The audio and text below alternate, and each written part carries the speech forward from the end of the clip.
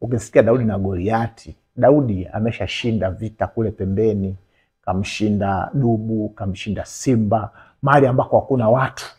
Kwa Goliati, wengine wakifikiri wajua amebahatisha, na mimi ni kama Daudi, na kombeo narusha, namshinda shetani. Hapana, kuna process Daudi alipitia kabla ya kukutana na Goliati. Hata ushindi wa kiroho, alisema vaeni silaha zote za kiroho muweze kumshinda adui wakati wa kushindana kwenu. Je, unavaa silaha za process kidogo?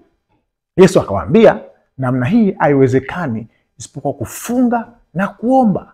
Je, umefunga mara ya mwisho ni lini? Mara ya mwisho umeomba ni lini? Mara ya mwisho umekesha mwenyewe kwa ajili ya kuchota nguvu za Mungu ni lini? Matokeo ya kushindwa katika boxing za kiroho au wrestling, mieleka na adui ya kiroho, tunashindwa wakati mwingine kwa sababu tulineglect the process. Wakati wa amani ndio wakati wa kujiandaa.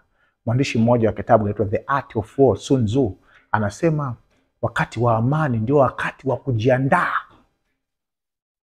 ili wakati wa vita wakukute huko tayari.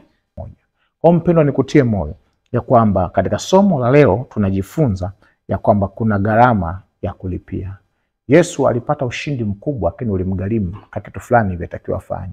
Hata wewe, ushindi mkubwa wa kibiashara kuna gharama yake. Ukiona ndoa imesimama, watu wanacheka na kutabasamu, sio tu vimeokotwa, watu walitumia gharama kujenga mahusiano yenye nguvu.